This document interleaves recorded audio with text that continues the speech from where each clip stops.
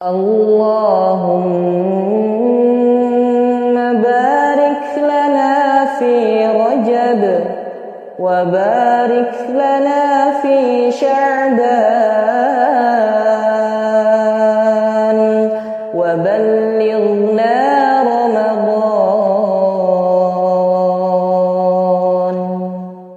Assalamualaikum. Assalamualaikum warahmatullahi wabarakatuh. Nah, Tat, timnas ini posisinya masih kalah, Tat. Wes. Kayak perasaan para jumlah hari ini gitu. Oh enggak, mereka Enggak ya? optimis. Malah Optimis tahun depan nih kayaknya. Kita doain lah yang teman-teman yang jomblo, insyaallah Allah mudahkan dapat jodoh yang sakinah, yang menenangkan ya, kayak Hawa buat Adam, nanti kita bahas insyaallah. Coba malam ini sementara kita kalah nih ya. Dihibur dong, Tat, dengan kisah. Kau enggak mau antum nyanyi ya? Oh, iya, hibur dengan kisah tentang Adam dan Hawa. Tapi sebelumnya Tak kirain tentang kekalahan timnas ya. enggak. Tapi sebelumnya ini kok berani-beraninya nih judulnya bilang surga itu enggak sempurna. Ini insyaallah ya. Bismillahirrahmanirrahim. Alhamdulillah, Allahumma sholli ala Muhammad. Kami ini enggak berani ngomong kayak gitu kalau enggak ikut-ikutan guru kami gitu ya. Jadi ini ceritanya memang ada yang indah kalau kita ini belajar kisah-kisah dalam Al-Qur'an. Kalau katanya orang-orang kisah dalam kehidupan para sahabat, kisah cinta itu orang bilang emang ada yang romantis di kehidupan para sahabat. Saya bilang justru kalau kita belajar cinta dari para sahabat yang nanti ditulis dengan tinta-tinta para ulama itu, Masya Allah, itu dahsyatnya luar biasa. Mengharu birunya sama, meltingnya sama, tapi yang indah adalah karena yang nulis ulama, yang ngomongin ulama, hasilnya barokah. Itu yang bikin beda. Karena kalau hari ini kita belajar cinta dari cinta picisan, cinta murahan, apa indahnya cinta berakhir bunuh diri kayak Romeo and Juliet? Enggak ada indahnya, betul? Atau apa indahnya kita belajar cinta dari Dilan dan Milea? Dilannya ganti. Oh, udah ganti ya. Enggak ada indahnya cinta diwarnai dengan tawuran anak SMA, walaupun motornya CB gitu kan. Tapi kalau antum belajar dari para sahabat, cinta itu indah sekali, indah sekali. Apalagi kalau antum belajar cinta dari qasasul Al-Quran. Jadi kisah-kisah dalam Al-Quran itu banyak sekali tema cinta, tema rumah tangga, tema keluarga, yang nanti hasilnya puncak visi tertinggi adalah muttaqina imamah, menjadi imam buat orang-orang bertakwa. Itu Ustaz. Jadi kenapa surga jadi tidak indah? Karena kisah dalam Al-Quran disebutkan Nabi Adam alaihissalam saat diciptakan Allah, beliau diciptakan dari apa? Nabi Adam. Ada yang tahu? Nabi Adam diciptakan dari tanah, fully tanah. Nanti istrinya Ibu Hawa itu diciptakan dari tulang rusuk. Dan itu indah sekali. Bahkan untuk mengambil tulang rusuknya Nabi Adam, Allah itu tidurkan dulu Nabi Adam.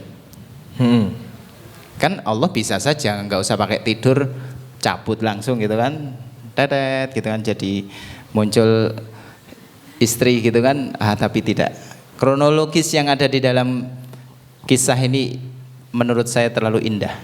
Cuma memang ada sisi, ya bisa dikatakan bukan konflik ya, tantangan tersendiri buat Nabi Adam saat ternyata surga yang begitu indah, yang kita semua pengen ke sana, ternyata buat Nabi Adam tidak indah. Tak sempurna surga itu karena beliau sebelum diciptakannya Hawa, beliau berjalan di surga sendirian, kesepian. Itu yang membuat surga tidak sempurna untuk Nabi Adam. Nah, itu gitu Ustaz. Jadi kenapa kami pakai judul ini, surga yang tak sempurna ini, karena ternyata untuk Nabi Adam saja, ayah kita, surga dengan berbagai fasilitas mewah itu ternyata bukan hanya mewah, komplit plate. Antum kan belum pernah ke surga, gitu kan? Sama, saya juga, gitu. Kita pengen ke sana, tapi ternyata surga itu tak sempurna, tak seindah yang diinginkan Adam karena tak ada wanita di sampingnya. Gitu Ustaz. Kenapa judul kita pakai itu? Apalagi di dunia ya. Apalagi di dunia, gitu.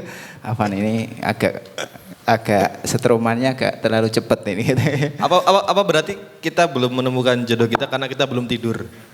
Jadi maksud kita belum diambil. Ya sedikit. Atau kronologinya gimana deh? Kronologisnya ya, sebelum kita nanti istirahat untuk sholat isya, karena sholat itu istirahat kan gitu ya. Jadi sedikit saya berkisah. Sebenarnya kalau antum belajar Quran, ada tema namanya atau ada ilmu namanya tadabbur Al-Quran. Jadi Quran itu kalau dibaca per hurufnya ada pahalanya ya. Tapi kan kita bukan alim lughatul arabiyah kan gitu. Kita bukan orang yang saya bukan orang yang faham bahasa Arab sedalam itu. Sehingga saya masih butuh bantuan terjemah kan gitu. Sehingga selain membaca ayatnya, baca juga terjemahnya. Cuma kan ayat begitu panjang itu, pemotongannya di mana? Pemotongan itu untuk kita nanti tahu ini temanya ada di mana. Nah, pembahasan yang ingin kami bahas di sini adalah justru surat Al-Baqarah ayat 30. Jadi proses penciptaan Nabi Adam itu kan Allah punya tujuan. Wa idz qala rabbuka lil malaikati inni ja'ilun fil ardi khalifah. Tujuannya khalifah. Itu Nabi Adam belum diciptain, tapi Allah sudah bilang di bumi fil ardi khalifah. Ardi nanti jadi bahasa Inggris itu jadi earth. Kalau bahasa Arab ardi. Bahasa Inggris jadi earth. Berarti letter luck bumi. Berarti Nabi Adam belum diciptain, Allah sudah sampaikan bahwa akan ada makhluk yang nanti di bumi dan itu kita, manusia. Singkatnya dalam proses itu nanti kan malaikat juga bertanya kepada Allah, ya Allah itu nanti makhluk kan bikin kerusakan, itu satu. Yang kedua bikin menumpahkan darah. Saya mau tanya, kalimat malaikat tentang menumpahkan darah, tentang melakukan kerusakan dan menumpahkan darah ini betul apa enggak? Betul? Terjadi di zaman ini bahkan di negeri mana? Di semua lapisan di atas bumi Allah ini terjadi konflik. Tapi yang hari ini bahkan ya kita tahu semua kondisi teman-teman kita, saudara-saudara kita di Gaza menjadi bukti bahwa kalimat malaikat tadi benar. Walaupun sepanjang peradaban kita tahu itu terjadi. Tapi yang menjadi menarik adalah ketika kemudian Allah berfirman, inni a'lamu ma la ta'lamun. Aku mengetahui sesuatu yang kamu tidak ketahui. Artinya malaikat benar tapi ilmunya terbatas. Jadi malaikat betul tapi ilmunya terbatas. Singkatnya, diciptakanlah Adam yang Allah maksud ini menjadi khalifah. Kemudian Adam ini oleh Allah diajari ilmu tentang nama-nama benda. Wa 'allamal adama asma'a kullaha tsumma aradahum 'alal malaikati faqala anbi'uni dan seterusnya. Ayat itu intinya tentang Adam itu diajari nama-nama benda. Itu nanti ada hubungannya dengan Ibu Hawa, itu nanti momennya ada di situ. Jadi Nabi Adam itu tahu semua nama benda di dalam yang Allah sebutkan tadi. Jadi Nabi Adam diajari ilmu. Sudah.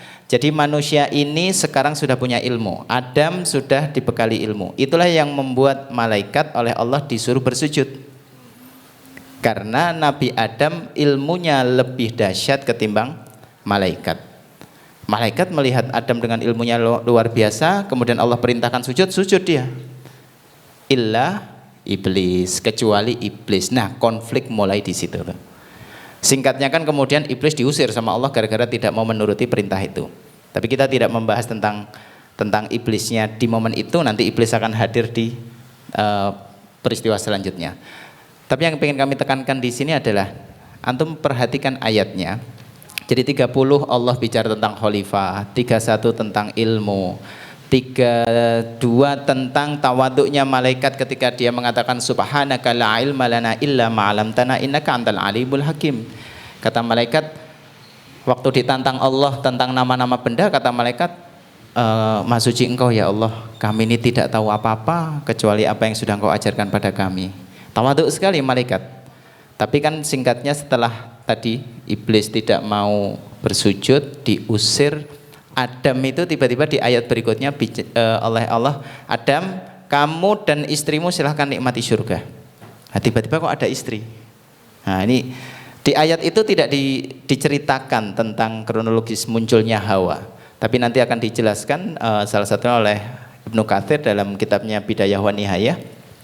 Itu disampaikan gini, Adam itu setelah dia di surga, iblis diusir, dia berjalan di surga sendirian, kesepian. Wis ora di surga, ini di surga. Kalau di sini banyak ya. Banyak ya di sini banyak ya. Banyak. Itu yang membuat guru kami Ustadz Budi Azhari, beliau tidak percaya ada orang bisa menikmati kesendirian. Walaupun temannya banyak, walaupun dia punya komunitas, walaupun dengan fasilitas apapun yang ada di dunia ini, beliau sampaikan beliau tidak percaya kalau ada orang bisa menikmati kesendiriannya. Kenapa? Karena Nabi Adam sendiri saja dalam kesepiannya beliau disebutkan dalam kalimat beliau itu ada kata wahsy, sendirian, kesepian. Jadi antum bisa bayangin ya, berjalan di surga sendirian, kesepian. Lalu Allah tidurkan Nabi Adam. Jadi di tengah kesepian itu Nabi Adam ditidurkan. Di surga kan nggak ada tidur, Ustaz. Iya sih. Di surga itu nggak ada eman-eman ya kan gitu. Dengan fasilitas yang ada itu eman-eman tidur. Tapi Allah tidurkan Nabi Adam yang tidurnya hanya sesaat. Nama nauman. Jadi tidurnya hanya sesaat. Tapi pas bangun tiba-tiba ada sosok. Lagunya Dewa ini. Oh iya, Adam. Gimana lagunya ya? Jadi jangan nyanyi saya. Gitu, jadi pas bangun, antum bayangkan ya, antum tidur, wahai para jomblo, gitu kan? Antum tidur, bangun-bangun tiba-tiba ada pasangan yang siap menjadi pasangan antum, gitu kan? Wah, tidur ya, tidur. Yang jomblo tidur, gitu. Makanya tak bilang tadi kita belum nemuin jodoh karena kita belum tidur. Oh iya, gitu. nih. Kadang tidur jadi solusi memang ya. Ashabul Kahfi kan solusinya tidur, gitu kan? Ya. Iya sih. Ya. Jangan tidur di sini, Mbak. Ya, Nabi Adam tidur, bangun, tiba-tiba ada sosok. Dan tadi ya, Nabi Adam tuh tahu nama benda semuanya, sebagaimana yang telah Allah ajarkan. Tiba-tiba ada makhluk yang Nabi Adam nggak tahu. Ini makhluk baru nih, atau newcomers ini kan gitu. Nabi Adam, kamu siapa? Nanya dia, kamu siapa? Ini perempuan ini kemudian menjawab, bukan nama dia bukan, tapi dia menjawab imro'ah. Imro'ah itu artinya wanita. Wanita. Perempuan, wanita, tunggal. Kamu siapa? Kata Hawa, kata wanita ini, aku wanita. Lalu pertanyaan kedua dari Nabi Adam adalah, untuk apa kamu diciptakan? Tugasmu apa nih? Jawaban wanita inilah yang nanti membuat Nabi Adam di saat itu jatuh cinta. Kalimatnya adalah, agar engkau sakinah bersamaku. Hey. Oh, ya. Berarti itu bisa dibuat pertanyaan waktu PDKT. Untuk apa kau di Ini apa ini PDKT ini? Lanjut. Ya gitu ya. Ya jadi kalimat Nabi Adam, kalimat pertanyaan Nabi Adam yang dijawab oleh Ibu Hawa dengan kalimat agar engkau sakinah bersamaku. Karena tadi Nabi Adam tuh nggak sakinah, berjalan sendirian di surga kesepian. Kan sepi bukan berarti tenang, bukan berarti nyaman, betul ya? Jadi kita lihat bahwa apa yang dialami oleh Nabi Adam ini menjadi gambaran buat kita bahwa ternyata kesendirian itu bukan berarti justru kenyamanan. Karena kenyamanan itu kalau kita punya pendamping. Cuma yang menjadi menarik adalah itu malaikat juga nggak tahu nih ini makhluk siapa. Dan malaikat juga nanya sama Adam, Adam siapa tuh? Gitu kan. Ini bukan model kita yang nanyain karena juga tertarik, bukan. Ini ada makhluk baru. Iya. Terus Imro'ah itu tadi. Imro'ah gitu kan. Tapi waktu Nabi Adam menjawab kepada malaikat tidak dijawab imro'ah. Dijawabnya justru dia ini namanya Hawa. Jadi yang memberi nama Hawa itu Nabi Adam. Jadi yang memberi nama Hawa itu justru Nabi Adam. Kenapa Nabi Adam memberi nama Hawa? Dibahas juga oleh guru kami Ustadz Budi Azhari dalam podcastnya, beliau sampaikan karena Hawa itu dari kata hai yang artinya hidup. Oke. Jadi Hawa itu karena diambil dari tulang rusuk Nabi Adam, yang Nabi Adam adalah makhluk hidup. Yang nanti karakternya memang wanita itu arahnya jadi senangnya yang sesuatu yang hidup. Contohnya? Contohnya nih, contoh nih. Apa ya. ini maksudnya? Belum bahkan wanita itu bisa dalam tanda kutip tentu bukan penciptaan, bukan. Wanita itu bisa menghidupkan sesuatu yang mati. Contoh. Ini kalau model rumah tangga nih, yang udah berumah tangga ya. Wanita itu nggak seneng. Ini asal wanitanya masih fitrahnya baik ya, asal fitrahnya masih baik. Dia tuh nggak seneng berantakan. Betul ya? Betul ya. Ini yang berumah tangga atau yang belum berumah tangga. Bahkan ini sedikit curhat sedikit ya. Kalau istri saya itu kalau di rumah, kadang dia punya ide untuk merubah posisi-posisi. Hanya untuk menimbulkan suasana baru dan saya pulang dengan ketakjuban. Wih, berantakan baru gitu. Jadi saya berangkat bentuknya A gitu, pulang sudah berubah gitu. Terus saya berantakin lagi gitu. Dan anak kami 4 yang bisa dikatakan rumah itu ya dirapiin begitu lagi gitu kan. Tapi memang begitulah wanita. Dia senang sesuatu yang ini benda mati, tapi ketika disentuh oleh wanita jadi hidup itu ruangan. Jadi nyaman rasanya. Itu karena perempuan itu untuk laki-laki kayak tadi ya, Ibu Hawa untuk Nabi Adam justru tujuannya adalah agar Nabi Adam sakinah bersama Ibu Hawa. Oh berarti karena itu perempuan itu suka anak kecil pada umumnya. Ya, betul. Ya. Iya kan? Iya kan sih? Betul. Bahkan dalam usia menyusui, jadi di usia 0 sampai 2 tahun itu memang full hak prerogatifnya hanya ada di tangan ibu. Kenapa? Karena anak-anak di usia itu memang satu masalah menyusui, memang itu masa menyusui. Tapi perempuan itu memang dominasinya rasa. Karena dia diciptakan dari sesuatu yang hidup tadi. Iya. Dia dominasinya rasa. Sementara laki-laki itu dominasinya dia akal. Logis banget laki-laki itu. Makanya kadang orang perempuan suka nyebut, laki-laki nggak punya perasaan gitu. Bukan nggak punya perasaan, minim. Bukan, kan nggak enak juga kalau kita bilang perempuan nggak berakal gitu, nggak enak juga kan? Gitu ya. Tenang ya, tenang. Berani nggak? Potnya bisa disimpan dulu. Takut. Masalahnya jumlahnya banyak yang sini. Oh iya deng ya, nih. Itu ada beras bisa dilempar nanti. Wong. Ya artinya bahkan nanti dua dominasi inilah yang kemudian laki-laki harus tetap menjaga rasa, perempuan tetap harus berakal. Artinya supaya keseimbangan ini hadir. Kalau laki-laki ditanya makanan yang dimasak oleh istri, mungkin bahkan kuahnya rasa air laut katakanlah gitu. Sop kuah air laut misalkan itu. Siapa tahu masakannya seafood. Seafood ya, betul ya, seafood gitu. Itu kalau ditanya, tolong jawabnya jangan pakai akal, Mas. Daripada. Ya, kasinan enggak? Iya, ini harusnya garamnya dikurangi. Nah, itu logis. Tapi enggak pas gitu. Kita harus pakai rasa di situ. Bahwa bahkan diperbolehkan dalam Islam dalam model seperti ini, suasana kayak tadi ya, masak ditanya padahal asin banget, itu boleh, laki-laki berbohong tuh boleh. Dan saya bocorin ini ya, boleh berbohong dalam suasana ini karena untuk menghormati rasa para wanita.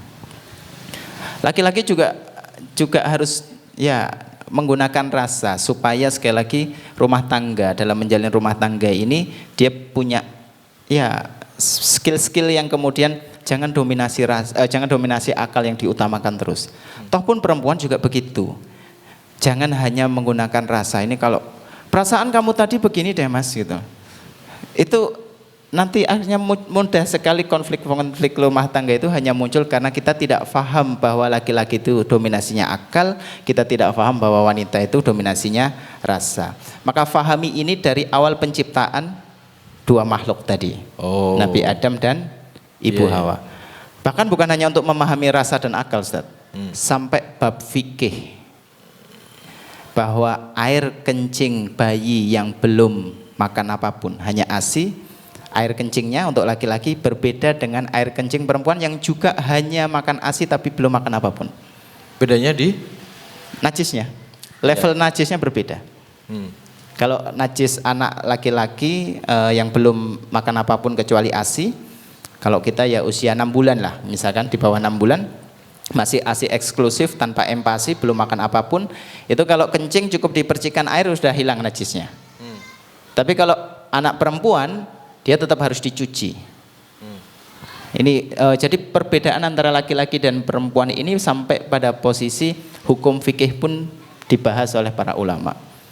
Imam Syafi'i pernah ditanya tentang bab ini, beliau menjelaskan karena laki-laki itu tercipta dari karena air kencingnya laki-laki tadi unsurnya adalah air dan tanah. Sementara untuk perempuan itu unsurnya adalah darah dan daging. Karena tadi Nabi Adam diciptakan dari betul. Karena Nabi Adam tercipta dari tanah, sementara Ibu Hawa tercipta dari tulang rusuknya Nabi Adam. Itu yang akhirnya membuat karakternya memang berbeda. Makanya kalau hari ini ada orang mengatakan laki-laki dan perempuan sama, saya pikir perlu diperiksa orang ini gitu. Kalau perihal haknya sebagai hamba di hadapan Allah sama, iya, kita sepakat itu. Tapi kalau bicara tugas dan peran pasti berbeda. Ini awal mula kalau kita mau belajar parenting, tentang pendidikan kepada anak, ilmu tentang berkeluarga, fahami dulu poin ini. Jadi memang kita sekali lagi, satu, sendirian itu nggak nyaman, sendirian itu sulit, berat. Tapi ketahuilah bahwa ternyata Allah hadirkan Hawa untuk Nabi Adam agar dia sakinah.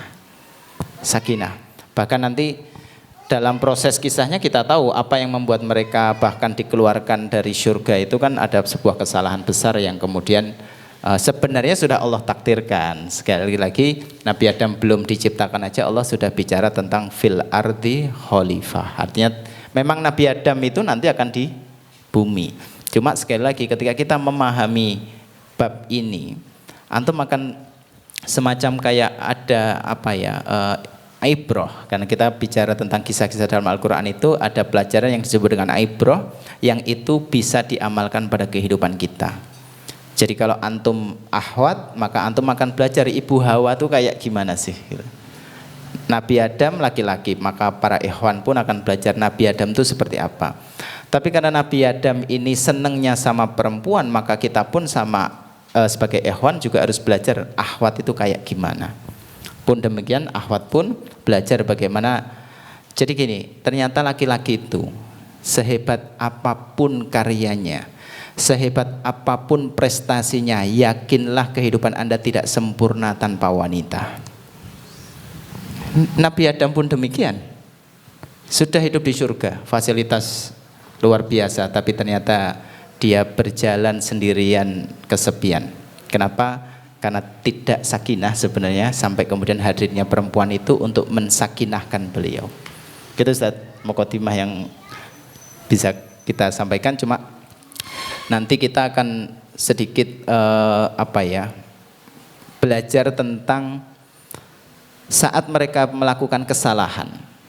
Karena tadi iblis itu ternyata sangat dendam kepada hadirnya Nabi Adam, itu membuat iblis kemudian yuwaswisu, membisikkan, yuwaswisu fi sudurinas, kepada dada manusia, kepada Nabi Adam dan Ibu Hawa yang singkatnya mereka nanti bikin kesalahan.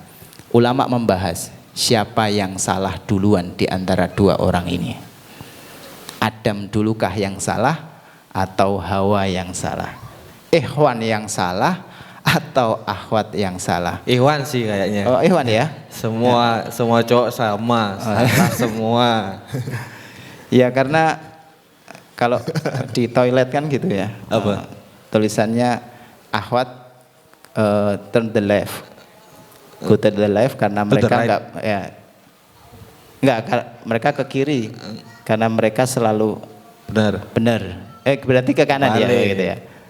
Ahwat ke kanan karena mereka selalu benar gitu. Always right gitu kan, ke kanan gitu. Gitu Ustaz. Ya. Nanti kita bahas sebenarnya yang salah siapa. Jadi kita semua sekarang ini di bumi ini yang sebenarnya yang salah siapa ini? Ya. Adam Jangan menimbulkan perpecahan di sini. apa Hawa gitu kan? Ini kalau tawuran kayaknya menang ini Ustaz. Iya, jangan menimbulkan. Karena cukup raster kuat ya. mereka nggak usah pakai senjata Ustaz. Cukup ngambek aja kita udah bingung kok gitu kan. Iya. Gitu, gitu ya. Wallahu a'lam bishawab. Jazakallahu khairan, barakallahu fikum ya. Wah, ini memicu perpecahan nih sebelum sholat isya. Tapi hal menarik adalah di surga. Kita bahas nanti ya. Di surga makanan ada, terjamin kau mau minta apapun ada, minuman apa aja ada, bahkan Homer pun halal. Atau mau apapun minta ada, tapi tetap merasa kesepian karena tidak ada Wanita. pendampingnya. Tidak ada pendampingnya. Apalagi di dunia. Apalagi di dunia. Bahkan nanti surga kita kan dalam Quran disebutkan bahwa para laki-laki itu juga dihibur oleh Allah, dimotivasi pengen ke surga karena adanya bidadari-bidadari kan gitu. Betul ya? Nah, apa ada bidadara buat ahwat gitu? Tom Lembong. Jadi kita Saya rasa mereka ya, rindu. jadi kita lanjutkan setelah sholat isya gitu ya. Bersama Pak Tom Lembing. Ya. Ya nanti kita bahas yang salah siapa gitu kan. Karena ada yang kita bahas bahwa ternyata yang salah pertama adalah siapa? Hewan apa ahwat gitu. Nanti kita bahas. Udah ada suara Ikhwan yang salah. Oh iya. Selalu wanita tidak pernah salah gitu ya. Iya. Ya. Gitu ya. Wallahu a'lam bishawab. Nah. Tafadhol. Oke, kita break dulu ya. Ini karena Ustadz Ali memicu api perpecahan. Jadi yang Ikhwan sholatnya di lantai 2, yang Ahwat sholatnya di lantai 1. Kita pisah. Kita tidak mau terjadi pertumpahan darah di sini. Ya, moga silakan dipersiapkan. Kita break istirahat sholat isya berjamaah. Dan nanti ada juga kunut nazilah untuk saudara-saudara kita di Gaza dan di belahan tempat lainnya yang sedang ditindas. Wassalamualaikum warahmatullahi wabarakatuh.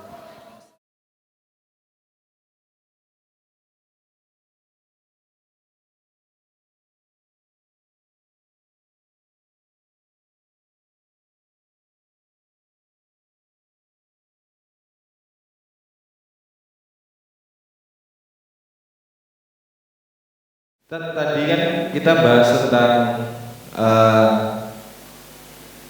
asal penciptaannya, asal penciptaan dari Nabi Adam dan Bunda Hawa yang pengaruh pada sifatnya. Ya, betul. Itu pengaruh juga nggak sih untuk milih jodoh? Terus bagaimana kita melaksanakan atau menjalani kehidupan pernikahan? Itu dulu deh buat pembuka di sesi kedua. Oh iya, Masya Allah. Bismillahirrahmanirrahim. Alhamdulillah, Muhammad sholli ala Muhammad. Ya, kalau dengan karakter tadi, maka fix kita tentukan bahwa nyari jodoh itu harus yang beda. Manusia sama beda. Ya, maksudnya tadi ya. Ya, betul ya. Apa? Jadi perjelas. Oh. Beda jenis kelamin. Oh iya. Hari ini kan lagi digoreng.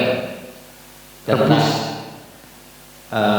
kaum laknatnya kaum Nabi Lut yang hari ini lagi dinaikkan oleh musuh-musuh Allah. Jadi itu harus kita lawan dengan sebenarnya itu bahkan tidak layak untuk dijadikan apa ya? Ya tapi layak untuk dijadikan pembahasan biar jadi ibrah dari kisah kaum Nabi Lut itu kesalahannya di mana dan seterusnya. Tapi tadi dari pertanyaan Mas Afif tadi bahwa ya fix kalau nyari yang beda lawan jenis itu satu. Yang kedua bahkan karakternya kalau bisa nyari yang berbeda. Karakter. Misalkan antum orangnya pendiam kayak saya ini gitu ya.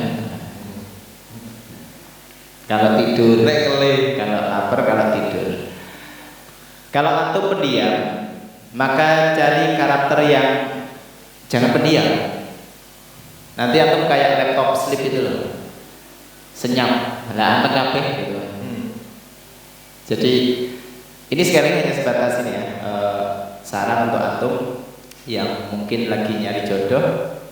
Karena gini Ustaz, antum harus bedakan antara, tadi kan Ibu Hawa mengatakan imro'ah. Imro'ah itu wanita. Tapi kalau di surat Al-Baqarah ayat 37,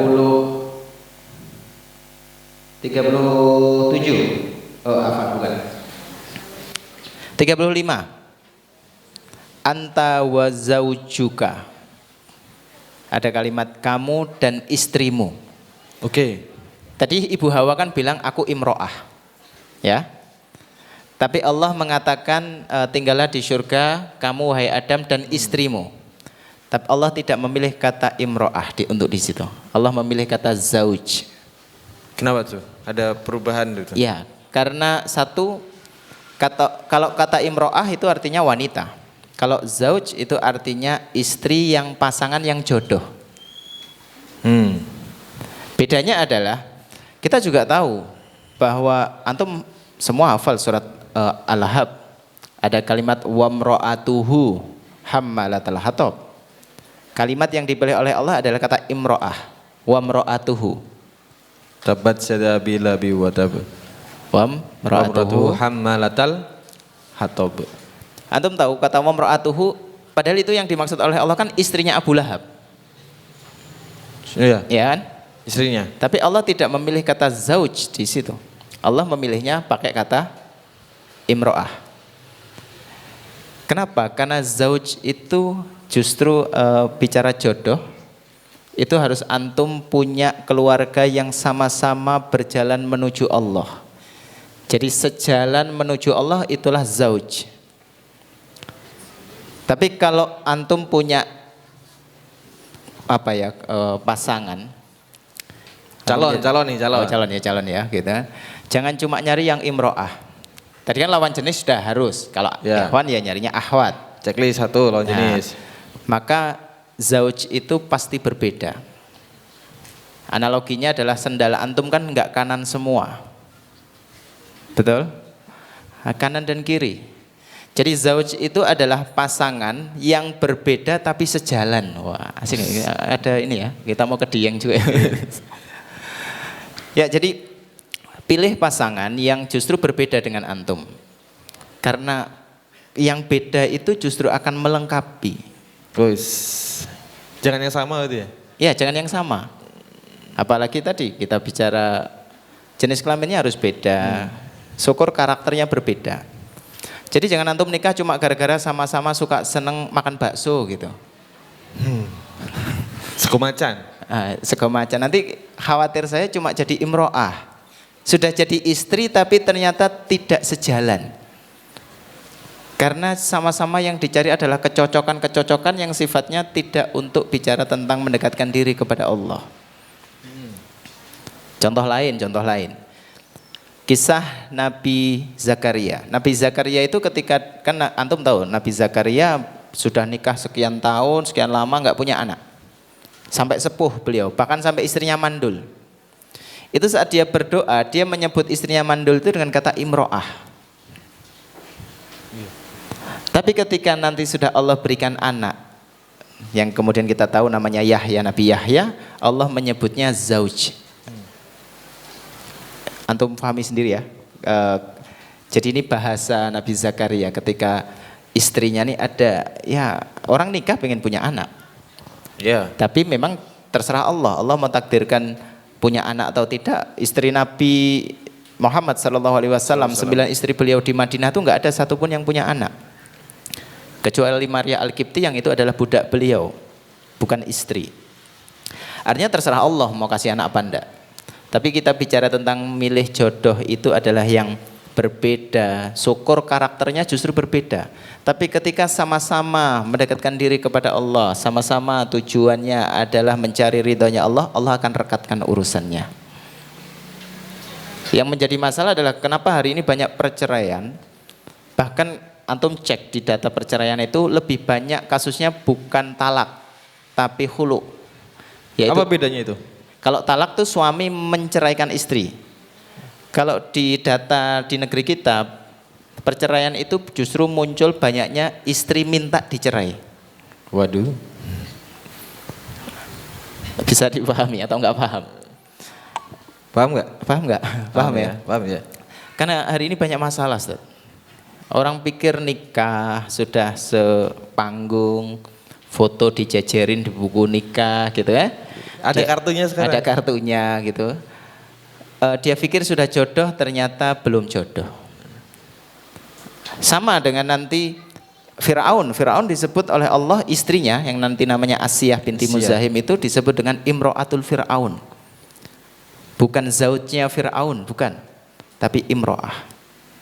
Jadi kita cuma pengen gini, bahwa ya Allah berikan kami jodoh yang zauj.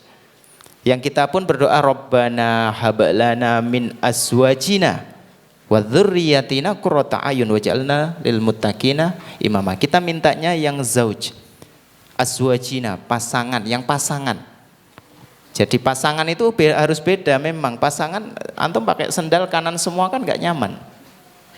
Iya. Iya kan? Pakai sendal kanan dan kiri harus beda, tapi harus satu size. Oh, satu visi tadi ya? Satu visi dan sekufu. Ya. Antum kalau mau, antum misalkan Ahwat pengen punya suami soleh gitu. Antum harus siap loh dengan kesolehan suami antum. Antum bayangin kalau suami antum punya amalan yang indah yaitu puasa Daud. Dan antum sebagai istri harus bangun menyiapkan sahur setiap sehari bangun, besok bisa agak telat dikit, besoknya bangun lagi gitu. Itu kalau antum berdoa minta suami soleh kan gitu ya. Makanya kami kalau di pondok kami sampaikan kepada santri-santri kami yang ahwat, saya bilang minta sama Allah bukan hanya soleh, karena soleh itu kalau sebenarnya didalami lebih dalam lagi itu bukan seperti definisi soleh hari ini. Orang bilang soleh hari ini asal sudah sholat 5 waktu disebut soleh, disebut rajin sholat, Ustaz. Padahal wajib. Padahal itu wajib. Jadi soleh itu bukan soleh, kata soleh kan satu akar kata dengan kata islah, yang artinya melakukan perbaikan. Perubahan. Maka soleh itu levelnya muslih, orang yang melakukan perbaikan. Dan antum tahu di situ tertanam juga satu sifat laki-laki namanya qawamah.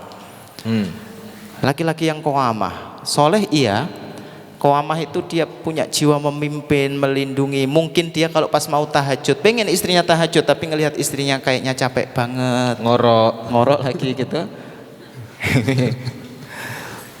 Dia bahkan tak tega untuk membangunkan.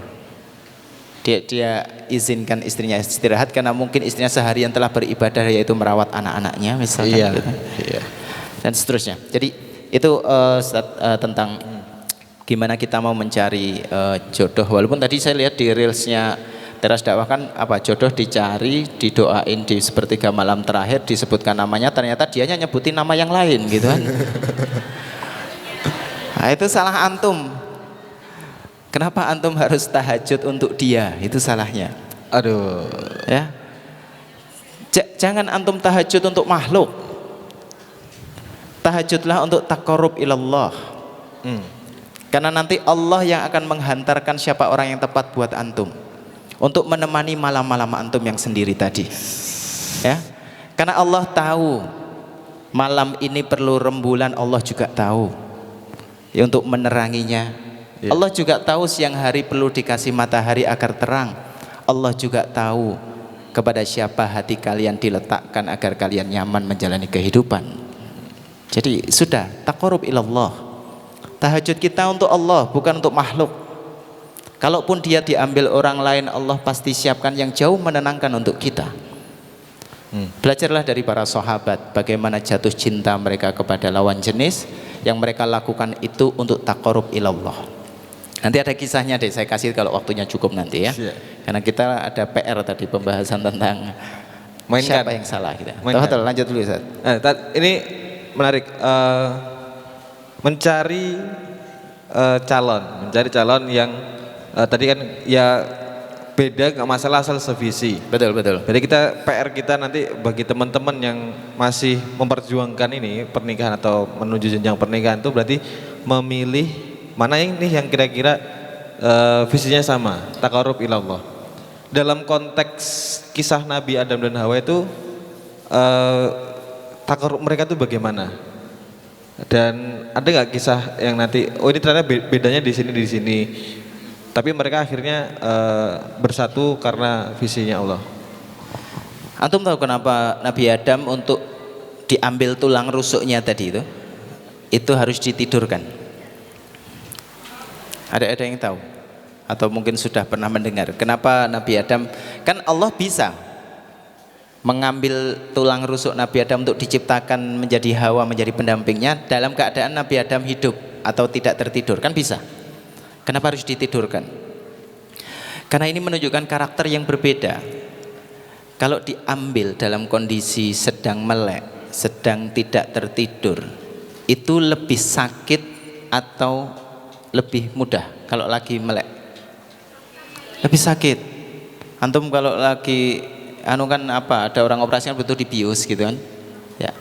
Antum tahu kenapa Allah tidurkan Nabi Adam? Karena itulah karakter laki-laki. Antum bayangkan kalau Nabi Adam diambil tulang rusuknya dalam keadaan hidup kemudian terasa sakit, dampaknya adalah dia bisa membenci makhluk di sebelahnya tadi. Karena laki-laki itu kalau disakiti membenci, betul Ustaz? Betul ya? Rungkat. Gitu ya. Laki-laki pakai logika, kamu sakiti aku tinggalin kamu, aku cari yang lain gitu. Walaupun habis itu nangis-nangis gitu kan. Logikanya jalan karena itu tadi laki-laki diciptakan bukan untuk disakiti. Allah pun tidurkan Nabi Adam, diambil itu tulang rusuknya, hadir Hawa, disitulah Nabi Adam kemudian jatuh cinta karena kalimat ibu Hawa tadi. Tapi perempuan beda. Perempuan itu justru Allah hadirkan rasa sakit untuk mencintai. Wanita ada momen di mana tersakiti justru lebih mencintai. Yang ini tidak bisa diterapkan oleh laki-laki. Laki-laki itu makhluk lemah. Pada urusan rasa lemah. Tapi untuk perempuan, untuk melahirkan antum semua, ibu antum harus merasakan rasa sakit 9 bulan. Bahkan untuk melahirkan kita harus merasakan melewati rasa sakit melahirkan hanya untuk melihat seonggok daging yang sangat dinanti-nantikan dan dicintai. Sehingga sang ibu ridho untuk menyusui selama 2 tahun. Begitulah cara Allah membuat agar ibu mencintai anaknya dengan cara disakiti. Tapi perempuan ridho untuk disakiti. Ini waktu saya dengar materi ini saya tanyakan dulu kepada para santri kami yang ahwat, benar enggak bahwa ini saya juga minta komentar antum yang ahwat ini. Validasi, minta validasi. Validasi ini. Benar enggak makin disakiti makin mencintai? Enggak. Tergantung ya. Karena kadang gini, ada enggak teman antum yang kadang curhat? Oh dia tuh jahat banget sama aku nih, terus kita bilang ya udah tinggalin aja kan gitu. Terus dia bilang kamu nggak ngerasain apa yang aku rasakan gitu. Dia terlalu berarti buat aku. Kadang kita laki-laki juga yang udah tinggalin ngapa sih gitu kan? Ya karena kita mainnya logika laki-laki itu tadi karena Ibnu Qayyim Al-Jauziyah dia sampai menulis kitab namanya Raudhatul Muhibbin, taman orang-orang bercinta. Karena ulama yang nulis bicara tentang cinta, beliau punya 50 definisi cinta. Itu beliau menulis di muqaddimahnya, beliau sampaikan, saya tulis ini agar menyeimbangkan antara logika dan perasaan manusia. Jadi laki-laki biar enggak dominasinya akal terus itu sampai kehilangan rasa. Supaya perempuan juga tidak dominasinya rasa sampai kemudian mengabaikan logika. Jadi ini sekali lagi tujuannya agar perbedaan tadi kemudian bisa diseimbangkan dengan tugas dan peran masing-masing tadi. Jadi kenapa Nabi Adam sampai ditidurkan untuk diambil tulang rusuknya tadi, justru laki-laki itu kalau disakiti membenci kan gitu ya. Jadi ini aja Ustaz, untuk memperkuat kalau mau nyari jodoh, sekali lagi tadi kami sampaikan tentang pentingnya kita taqarrub ilallah. Allah yang maha tahu isi hati hambanya, dan Allah yang tahu kepada siapa kita nanti diletakkan hati kita agar nyaman menjalani kehidupan ini. Ada visi tentang menolong agama Allah yang harus antum sepakati antar kedua istri, kedua suami istri. Ini emosian banget malam ini ya gitu. Sumuk gitu. Jurang banget. Gitu ya. Tadi bicara sevisi. Terus kapan penyampaiannya? Ini tapi izinkan saya agak berbeda dengan kebanyakan muslimin hari ini karena kami tidak melihat itu dalam sirah nabawiyah, yaitu tema tentang ta'aruf. Ta'aruf itu entah kenapa kok kami melihat itu tidak ada dalam sirah nabawiyah. Ta'aruf, tukeran CV, kemudian orang tahu kita riwayatnya pernah SD di mana gitu kan, di SD Impres misalkan gitu kan, kemudian Sekolah rakyat. sekolah rakyat gitu kan ya. Terus kita pernah kuliah di mana dan sebagainya. Oke, itu silahkan, tapi itu bukan model yang ada dalam sirah nabawiyah. Antum tahu, yang kami fahami dalam sirah nabawiyah untuk mencari jodoh adalah kuatkan antum dengan visi antum, yaitu menolong agama Allah, maka Allah yang akan rekatkan urusannya.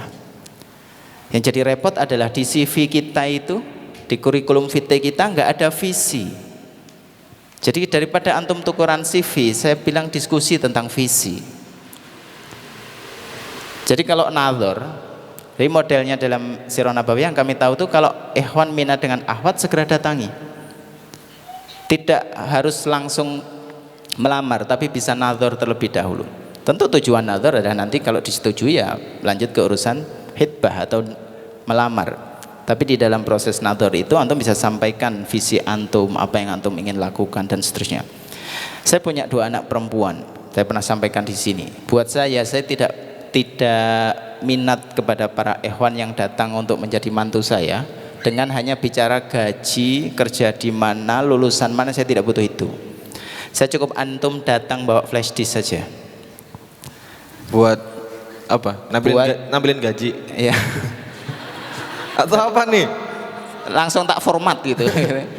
Antum bawa flash disk, kemudian saya siapin laptop dan screennya untuk antum presentasi apa visi antum menolong agama Allah. Itu cukup buat saya. Buset. Ya. Karena anak saya anak mahal gitu ya. Harus saya berikan kepada ikhwan yang mau menolong agama Allah. Berapapun hafalan Quran antum gitu kan, tapi apapun yang kemudian antum bisa lakukan untuk menolong agama Allah, insya Allah kami ridho para orang tua. Udah siap nerima mantu? Nah itu umurnya 5 tahun. Ada 2 kan? 1 5 tahun. 5 tahun itu yang satunya baru disapih kemarin gitu kan. 2 tahun gitu ya. Hai Bunda Aisyah kan nikah umur 6 tahun gitu kan, barangkali ada yang gitu ya. Masya Allah ya. Gitu, jadi mohon maaf izinkan saya berbeda dengan model hari ini tentang ta'aruf dan seterusnya. Tapi tak masalah antum tukeran CV dan seterusnya. Cuma maksud saya gini, jangan antum terbuai dengan CV tadi itu. Bicaralah tentang visi. Agar imro'ah tadi menjadi zauj buat kita, agar menjadi zauji buat kita, menjadi pasangan buat kita. Kan kita pengennya hidup di dunia sedunia sesurga, sebagaimana Ibu Hawa dan Nabi Adam. Gitu Ustaz. Kita bahas yang tadi aja. Yang kan tadi. Bisa kan normal ya, apa wajar kan walaupun sudah sevisi tapi ada konflik ya. Ada konflik antara suami dan istri. Ya. Nah itu terjadi nggak di Nabi Adam dan Nabi Hawa? Ya, bahkan kalau bicara konflik pada keduanya, Nabi Hawa, aku lagi sadar. Aku tadi bilang Nabi Adam dan Nabi Hawa. Ibu Hawa. Sorry, Ibu Hawa. Ya, kalau terjadi masalah pasti ya. Dalam rumah tangga baginda Nabi Muhammad SAW pun terjadi masalah dalam rumah tangganya. Justru itu yang menarik. Jadi bisa ditiru kan gitu. Bagaimana beliau menghadapi masalah dalam rumah tangganya, kemudian bagaimana cara beliau menyelesaikannya, karena beliau belajar kepada Nabi Adam dan Ibu Hawa. Kasus yang terjadi pada Nabi Adam dan Ibu Hawa adalah, singkatnya kan, iblis sudah diusir.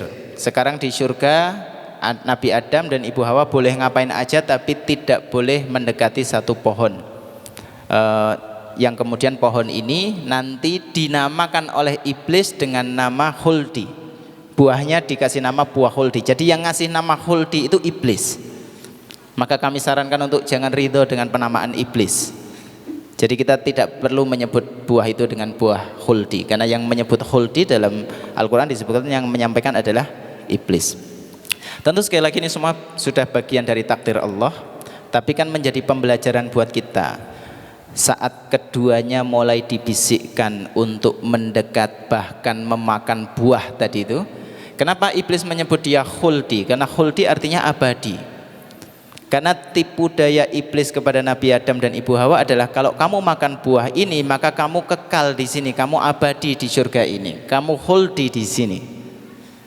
Nabi Adam yang membuat beliau tertipu adalah iblis itu waktu dia menyampaikan itu dia bersumpah atas nama Allah. Dia katakan, wahai Adam, demi Allah kalau kamu makan buah khuldi ini kamu akan abadi di sini. Nabi Adam saat itu kalau ada orang nyebut asma Allah dia pikir mesti jujur. Bahkan iblis itu sempat mengatakan aku ini adalah pemberi nasihat yang amanah.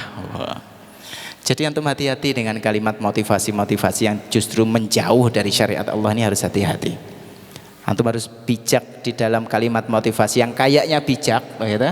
Antum harus cek ulang itu ada nggak dalam syariat Islam kita. Nah, kembali kepada iblis tadi, dia sampaikan itu kepada Adam.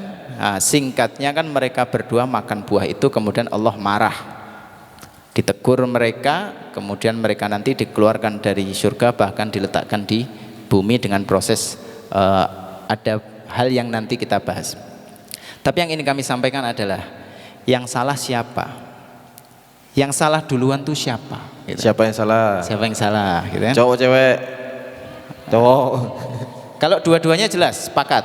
Dua-duanya salah. Karena nanti doa taubatnya juga Robbana dzolamna. Nah di sini mewakili kata nahnu, artinya kami. Jadi dua-duanya ngaku salah, iya. Tapi pertanyaannya yang memulai siapa dulu? Ya. Antum iblis ya jelas, iblis jelas ya. Iblis jelas terlaknat sudah gitu kan. Menghindari perpecahan ini. Iya, menghindari perpecahan. Harus dipecahin, harus dipecah gitu. Harus dipecah. Biar jadi ilmu buat kita. Ilmu ini tujuannya adalah buat antum yang belum menikah. Tujuannya agar ini menjadi bekal buat kita. Buat antum, saya sudah nikah soalnya. Buat antum untuk kelak antum harus tahu ketika istri antum salah. Pun untuk ahwat. Ini ilmu untuk sikap antum terhadap kondisi saat suami antum kelak itu hendak melakukan kesalahan, apa yang harus antum lakukan. Kita mau ambil yang mana dulu ini? Karena ulama juga berbeda pendapat. Terjadi khilaf antara siapa yang melakukan kesalahan terlebih dahulu. Saat dibisiki iblis tadi itu yang memakan buahnya pertama kali itu siapa? Siapa? Wah ini menarik ini. Nah, ahwat ada yang mengatakan Ibu Hawa terlebih dahulu. Dan itu sesuai dengan apa yang disampaikan dalam kitabnya Ibnu Katsir, bahwa yang salah adalah Hawa terlebih dahulu. Wah, gitu ya. Gimana? Mati ya. Ada mic lagi nih, supaya saya nggak disalahin sendirian gitu loh. Gitu. Ada temannya gitu. Cari teman. Jadi yang salah adalah Hawa terlebih dahulu. Yang memakan buahnya itu Hawa terlebih dahulu. Tapi kan tadi sudah kami sampaikan terjadi khilaf, bahwa ada ulama yang juga menyebutkan Adam yang salah terlebih dahulu.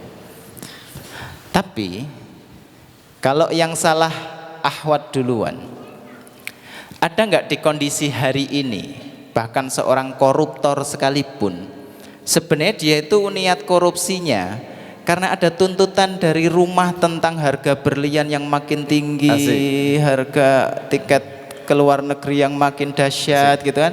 Tadinya nggak niat korupsi, kan ada bisikan-bisikan dari seorang ahwat dan itu pendamping hidupnya, imro'ahnya tadi. Akhirnya dia jadi korupsi, ada kayak gitu. iPhone baru. Oh, ada merek ini, Apple Malang gitu. Paham ya maksud saya ya, bahwa Hawa melakukan bisikan kepada Adam. Ayolah mas, nggak apa-apa, dikit aja gitu, biar kita abadi gitu kan.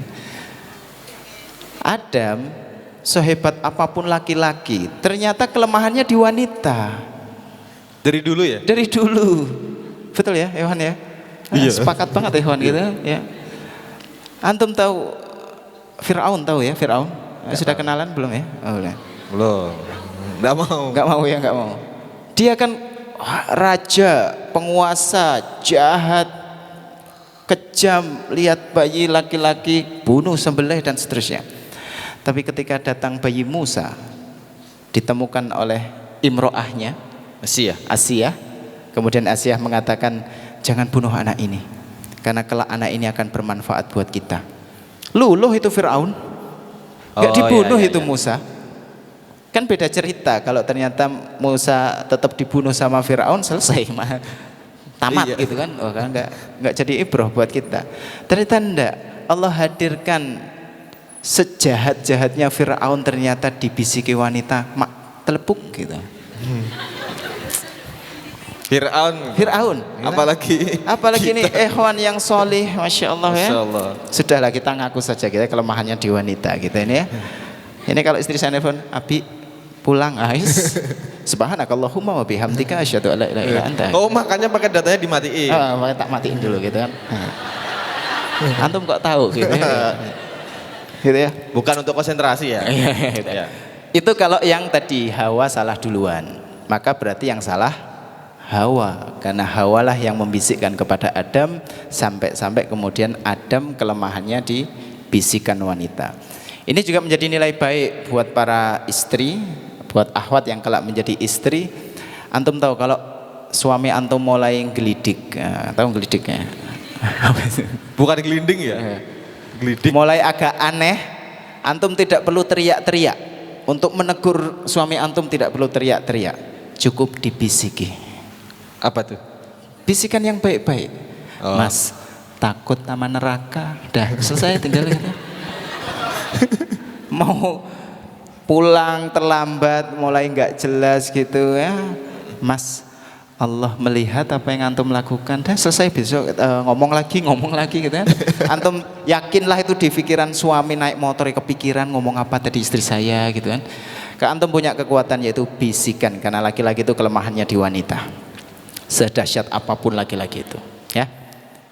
Tadi kalau yang salah Hawa. Tapi cek dulu, setuju nggak teman-teman nih? Yang bener. salah perempuan dulu nih. Iya. Susah. Gini. Kalau setuju itu nggak bisa dibahas karena itu sudah dijadikan pendapat ulama. Masalahnya adalah terima apa enggak. Oh iya, terima apa enggak? Susah, teman. Tapi kalau antum nggak terima, tenang, ada ulama yang membela antum. Tenang ya, tenang. Ini saya cerita yang berikutnya gitu. Ada berikutnya. Ada lagi. Ulama menyebut, ada ulama lain menyebut bahwa yang salah Adam. Karena Adam justru yang memulai memakan buahnya terlebih dahulu. Jadi waktu dibisiki iblis tadi itu, Adam kemudian mengambil buahnya dan memakannya. Apa yang terjadi pada Hawa? Hawa ngikut aja sama imamnya. Tapi yang bisiki iya. Yang tadi kan kalau yang Hawa yang bisiki itu yang versi Hawa yang salah. Beda. Ini dari versi yang membela Ahwat ya, yang salah Adam duluan gitu. Itu waktu Adam makan, Hawa ikut-ikutan. Jadilah salah dua-duanya. Tapi antum tahu pembahasan ini nggak selesai di situ. Yang ngomentari Rasulullah Sallallahu Alaihi Wasallam. Kata beliau ini agak nggak enak buat antum. Tetap aja Ahwat tetap kena lagi ya. Kata Rasulullah, kalau bukan karena Hawa maka tidak ada wanita berkhianat kepada suaminya. Nggak enak ya tetepan ya gitu. Ustadz gimana sih katanya dibelain kok tetap dijatuhin lagi gitu ya. Ini yang ngomong ini Rasulullah bukan ini saya. Ya ini rame ya. Ya. Hati-hati. Ini hadis riwayat Bukhari Muslim. Sahih. Karena ulama terus kan juga membahas ini syarah hadisnya gimana gitu ya. Khianatnya tuh apa? Ternyata khianatnya adalah tidak menegur suami ketika suami hendak melakukan kesalahan. Bisa difahami? Antum tahu tadi Fir'aun jelas masuk neraka, tapi istrinya mendapatkan kerajaan di surga di sisi Allah Subhanahu wa taala. Dia berulang kali menegur suaminya sampai justru gara-gara menegur itulah dia dibunuh sama Fir'aun. Sampai pada level itu. Kan hari ini suami-suami kan bukan Fir'aun, kan bukan ya. Kan suami orang hari ini nggak ada yang ngaku Tuhan, kan nggak ada ya. Nggak sekaya itu juga. Nggak sekaya itu gitu ya. Jadi tadi pakai kata bisikan, tapi tenang. Saya tutup karena ini udah jam 8:30 ya. Satu pembahasan bahwa mau yang salah Adam dulu, mau yang salah Hawa dulu. Tapi kita sepakat yang salah dua-duanya, oke? Sepakat, salahnya dua-duanya. Antum tahu siapa yang harus bertanggung jawab? Siapa? Adam. Beban utama ada di pundak laki-laki. Maka yang harus bertanggung jawab adalah laki-laki, maka Allah tegur Adam dengan mengajari kalimat taubat. Allah mentalaki Adam. Dalam pembahasan ayat yang kita bahas di sini, Allah berfirman di surat Al-Baqarah ayat 37, fatallaqqa Adam. Jadi Allah mentalaki Adam. Yang ditalaki, talaki itu ini apa? Diajari ilmu. Jadi talak itu mengambil ilmu secara langsung. Itulah basic konsep ilmu itu adalah ditalaki. Jadi Allah mengajari Adam kalimat taubat. Sudah? Siapa yang diajari? Adam. Karena Adam yang harus bertanggung jawab. Benar yang salah mungkin Hawa dulu. Benar mungkin yang salah Adam dulu, tapi pertanggungjawaban ada pada laki-laki. Sudah? Yang diajari ilmu tentang taubat adalah Adam. Tapi antum tahu? Yang berdoa kalimatnya tadi yang sudah kita bacakan, Rabbana dzalamna anfusana wa illam taghfir lana wa tarhamna lanakunanna minal khosirin. Ya Allah, kami telah menzalimi diri kami. Pertanyaannya, yang diajari ilmu siapa? Adam. Yang berdoa dua-duanya. Pertanyaannya, yang ngajari Hawa siapa? Adam. Itu sebabnya suami harus menjadi sumber ilmu untuk istrinya. Maka saya juga nggak heran kalau hari ini banyak pengajian lebih banyak ibu-ibu daripada bapak-bapak. Karena kadang bapak-bapak hanya sibuk nyari nafkah, lupa mendidik istri. Padahal laki-laki lah yang oleh Allah diwajibkan datang sholat Jumat untuk setiap pekan diwasiati tentang meningkatkan takwa. Jadi suami itu, laki-laki itu ditugasi Allah dengan Jumatan itu bukan sekedar menggugurkan kewajiban, tapi itu bekal untuk menjaga wibawanya laki-laki. Laki-laki itu wibawanya dua hal, satu mengajari ilmu, dua menafkahi. Maka jangan pernah laki-laki membebankan urusan nafkah kepada perempuan, kepada istri. Istri boleh, kerja boleh, tapi urusan rumah dari depan sampai belakang letakkan pundakku di sini. Ya, karena Allah letakkan pundak ini untuk menerima menjadi tempat naungan kalian. Jadi jangan kalian bebankan para wanita, para istri dengan dibagi-bagi. Ini urusan beras saya, urusan listrik kamu ya, gitu. Jangan, itu menurunkan wibawa laki-laki. Tapi juga bukan hanya urusan harta, justru yang lebih utama adalah urusan ilmu, karena kita harus sevisi sejalan tadi itu. Agar kita menjadi zauj, dia menjadi pasangan kita, menjadi jodoh buat kita, bukan hanya sekedar teman tidur yang rumahnya seatap dengan kita. Bukan sekedar itu, tapi lebih dari itu. Maka antum para laki-laki punya tanggung jawab dengan ayat ku anfusakum wa ahlikum naro. Jagalah diri kalian, kata Allah. Nih ayat ini untuk para laki-laki, karena kalimatnya ayatnya pakai kata ku. Ku itu kalian laki-laki. Kalau kunna itu perempuan. Nanti ada ayat wa qarna fi buyutikunna. Berdiamlah kalian di rumah-rumah kalian, itu untuk perempuan. Tapi di ayat yang At-Tahrim ayat 6 tadi, ku anfusakum wa ahlikum nar, itu untuk laki-laki. Kata Allah, jagalah diri kalian dan keluarga kalian dari api neraka.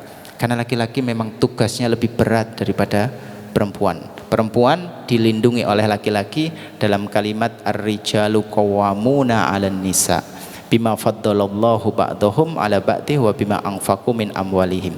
Ayat ini Allah bicara tentang laki-laki harus jadi qawamah.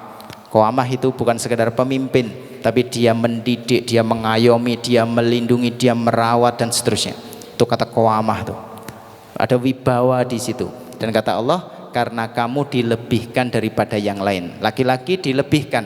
Apa yang dilebihkan? Ilmu dan agamanya. Karena dia bekerja pakai akal tadi itu. Sementara akal ini adalah basic mendasar kita memahami agama ini. Sudah? Dan kata Allah, dan menafkahkan sebagian harta kalian untuk para wanita. Ayat itu menariknya adalah tentang ahwat. Allah melanjutkan dengan kalimat fassolihatu qanitatun hafidot. Maka kata Allah, wanita akan menjadi solehah. Saat kemudian solehah ini definisinya adalah dua hal, taat dan menjaga, qonitat dan hafidot. Masya Allah, indah sekali saat ini bisa difahami oleh siapapun kita hari ini sebagai mukmin laki-laki, untuk kemudian difahamkan kepada para akhwat, para wanita yang menjadi tanggungan kita. Laki-laki tanggungannya bukan hanya istri. Laki-laki menanggung 4 golongan perempuan, bukan 4 istri, bukan. Ini pembacanya 4 golongan. Ini sudah saya Selamatkan sendiri. selamatkan sendiri ini ya. Dia harus melindungi 1 ibunya, 2 saudari perempuannya, 3 istrinya, 4 anak perempuannya. Dan 1 perempuan dilindungi 4 laki-laki. Ayahnya, saudara laki-lakinya, suaminya, dan anak laki-lakinya. Begitulah syariat Allah memuliakan para wanita, dilindungi dengan sebaik-baiknya. Wallahu a'lam bishawab. Jazakumullah khair, barakallahu fikum. Amanatnya sampai 8:30, jadi tafadhol Ustaz. Demikian yang bisa kami sampaikan.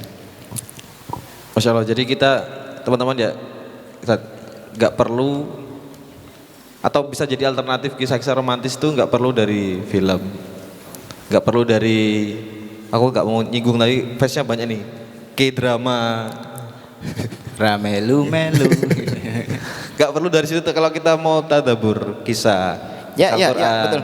Sirah Nabawiyah, kita bisa menemukan kisah-kisah romantis tadi, dari awal mulanya, jatuh cintanya, kemudian hidup bersamanya sampai downnya bareng-bareng, sampai tobatnya bareng-bareng. Itu kan alur yang sangat romantis.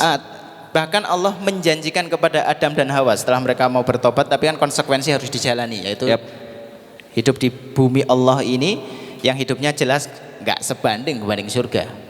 Tapi kata Allah, kalau kamu mau mengikuti hidayahku, kamu akan aku kembalikan ke surga. Artinya kita ini asalnya surga, bapak kita, ibu kita ini rumah aslinya surga, maka pulanglah ke surga.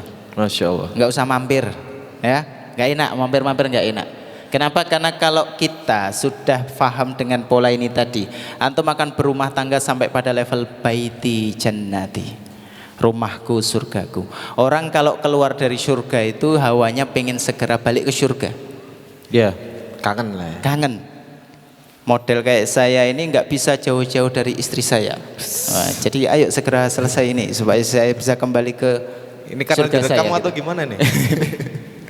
Ya, jadi baiti jannati, kata bait artinya mabit bermalam, karena rumah itu menjadi sangat indah saat malam harinya, saat ada pasangannya. Makin gak enak lagi gitu ya. Ya, mereka masalahnya mereka abis ini pulang ke rumah masing-masing. Ketemu guling, ketemu bantal. Kayak ini bukan untuk membuli antum, ini untuk membagi ilmu tentang indahnya berumah tangga ala Quran. Karena ini materi sebenarnya kita diskusikan dengan Ustaz Afif ini pada posisi, karena ini bulan Rajab sudah. Ya. Bentar lagi Sya'ban. Setelah Sya'ban Ramadan. Kami pengen kita belajar Quran di bulan Ramadan itu modelnya kayak gini tadi itu. Antum dalami 1 ayat, 2 ayat, sampai antum temukan kelembutan ayat itu, lalu antum amalkan di keseharian antum. Itu jadi oleh-oleh antum buat Ramadan tahun ini. Tapi itu perlu dilatih. Karena kompetisinya Ramadan, antum kalau lomba langsung pas hari H tanpa latihan, berat, pasti kalah. Iya. Di bulan Rajab ini adalah bulan yang mulia, ini bulan hurum yang dimuliakan oleh Allah. Kita mulai belajar mentadabburi Al-Quran, yang puasanya masih ada hutang segera dibayar, yang kemudian mungkin sudah lama nggak tahajud, mulai dilatih di bulan Rajab ini supaya nanti Ramadan jauh lebih ringan. Termasuk tadabbur Al-Quran, kita dapatkan kelembutannya untuk menjadi amalan kita di setahun ke depan. Nanti setahun ke depannya lagi, dapat lagi, dan seterusnya. Itu sebab kita pakai tadabbur Al-Quran pada kisah hari ini. Masya Allah. Lanjut ya Tat, diskusi. Tafadhol asal antum ridho. Ayo kita, Mungkin buat teman yang mungkin 8:30 perlu segera pulang, tafadhol, tidak perlu merasa sungkan, karena memang jadwal kita sampai 8:30, tapi tafadhol buat saya nderek sama tuan rumah. Insya Allah surga saya masih aman di sana.